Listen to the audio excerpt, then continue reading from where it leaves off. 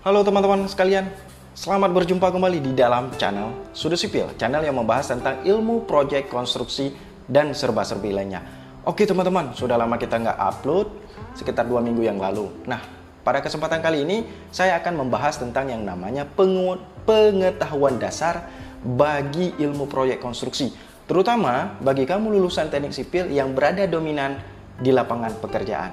Nah, teman-teman, sebagaimana kita ketahui, yang namanya di proyek, terutama gedung, itu ada yang namanya beton bertulang.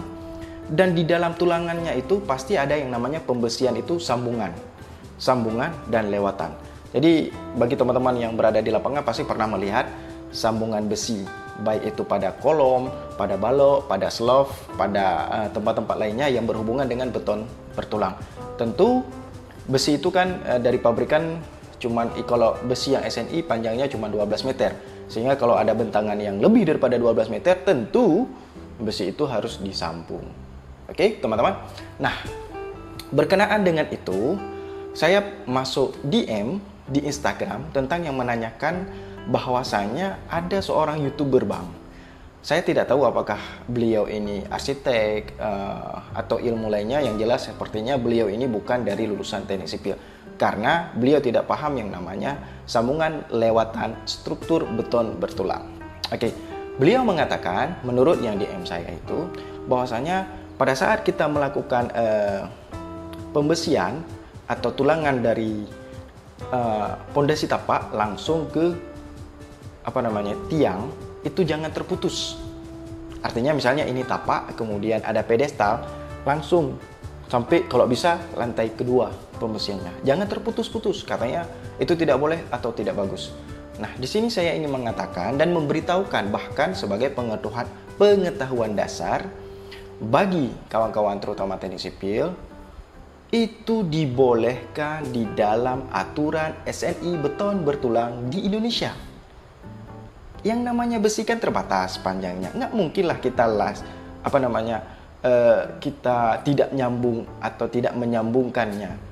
Nah, tentu sambungan dan lewatan itu ada mekanisme, ada metode dan aturan yang harus dipenuhi. Misalnya contoh, seperti saya kerja, kebetulan kemarin kita buat 2 opsi, seperti gambar di samping, bahwasanya pembesian dari tiang kita tembuskan langsung ke dari tapak sampai dengan tiang kita tembuskan tanpa kita potong.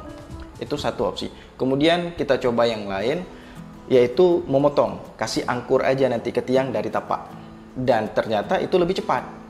Karena yang namanya langsung dari tapak ke tiang lurus itu harus kita topang, harus kita sokong agar tidak meliuk-liuk dia. Jadi lebih lama pengerjaannya dan memakan waktu yang lumayan banyak.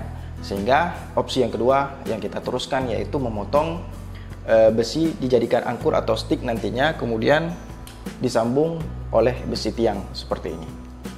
Nah, dan itu boleh tidak boleh teman-teman sekalian. Aturannya di dalam SNI itu ada rumus, yaitu adalah ketika terjadi sambungan dan lewatan itu adalah mempunyai ukuran minimal 40D. Apa artinya 40D? Ketika besi disambung, kemudian ada sambungannya, maka dia harus memenuhi kaidah minimal 40D. Apa itu 40D? Artinya adalah 40 dikali dengan diameter besi yang kita gunakan. Contoh misalnya, saya memakai besi ulir 13. Artinya 40 dikali 13 sama dengan 520 mili.